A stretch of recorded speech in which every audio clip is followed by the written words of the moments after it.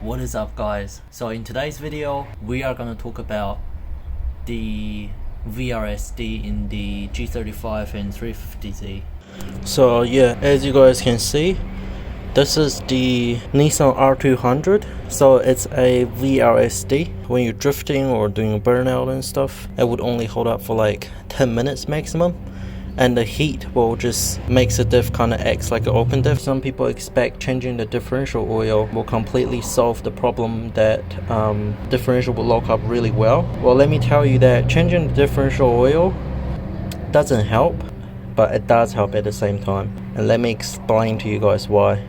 As you guys can see in the video, this is the key part of the VRSD differential. So you can see the top part is actually sealed. As you guys can see in the video, there are a whole lot of slipping discs in the video, like friction disc and different type of disc, and it is really gluey and slimy in there. The fluid in there is actually called viscid fluid. It's a special type of fluid which you're not meant to change or replace. So for a VRSD, how it works is the sticky slimy stuff inside this casing. When the disc is moving at different speed, the fluid in the casing would grab it, would provide a good amount of friction, and that way it makes the disc sliding at the same speed. So basically, for a VRSD, all the work is done by this little sealed case in the VRSD. As you guys can see in the video, there are 42, I'm just going to call it friction disc inside this casing. So now we know basically how the VRSD work.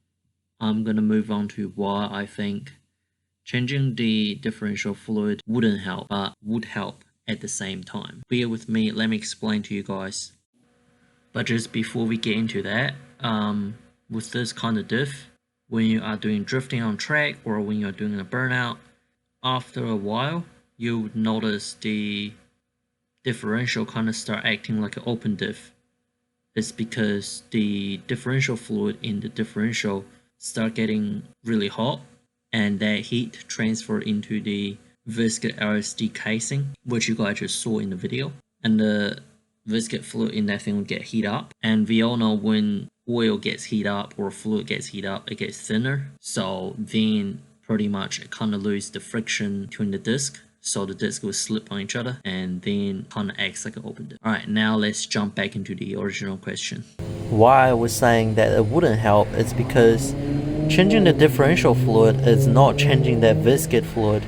It's that viscid fluid is doing the work. It's not differential fluid. But the thing is, you cannot replace those viscid fluid, right? So that's why I'm saying it wouldn't help. But it's still necessary to change your differential fluid, because you don't want metal shaving destroying your ring gear and stuff. But then I said changing the oil would help, is because as the differential oil gets older, the oil would disintegrate. It would not cope with heat as well as the new differential oil. So pretty much the reasoning that it would help is because if you have new oil in there, the oil would stay cool for longer, slightly longer. So then that viscid fluid would stay cooler for longer, so it would stay lock up for longer. That's the only reason I said it would help. But then with that being said, there's nothing much we can do. I have never replaced my differential oil, and the car have 77,000 kilometers, so I'm gonna replace my differential oil. So now the car is all jacked up, you need a Allen key like that, and that's the drain plug, that's the fuel plug. So you want to always undo the fuel plug first, just in case you crack that open. You cannot crack that open, you leave with no oil in your differential. So that's why I always undo the fuel plug and then the drain plug. So yeah, I'm gonna crack that open now. That was really tight, so you just get a metal bar like this and then put it over the Allen key, then you'll break it loose a lot easier. As you guys can see, there is a little washer on there, so it's always good to replace the washer as well. Alright, now the drain plug is break loose.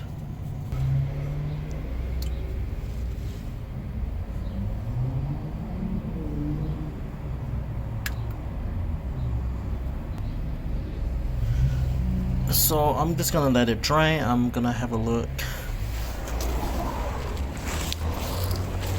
So you're gonna have a look at how much metal shaving you got on there. I've got quite a bit of metal shaving on there, which is normal because it's a differential. But yeah, I'm gonna clean that and then put the new oil in there. I have just cleaned the drain plug, so if there are metal shavings on there or grease on there you can't get off, you can use WD-40 or CRC, but just make sure you wipe it clean. So now I'm gonna fill it up with this 80W90, which is what the factory recommended. I see people use 75W90 and it would work, but what I like to do is just stick to the factory one, and you have to make sure that it does include the limited slip differential, and I think it have to be a API LG5. So yeah, you just fill it up from the fill plug until the oil coming out of the fill plug. That means it is full. But yeah, before you put any oil in there, just don't forget to tighten up the drain plug. Alright, so everything is done. I've filled up the differential. You just want to tighten that bolt. Just make sure you wipe the oil stuff clean. I hope this video helped you guys, and I'll see you guys in the next video.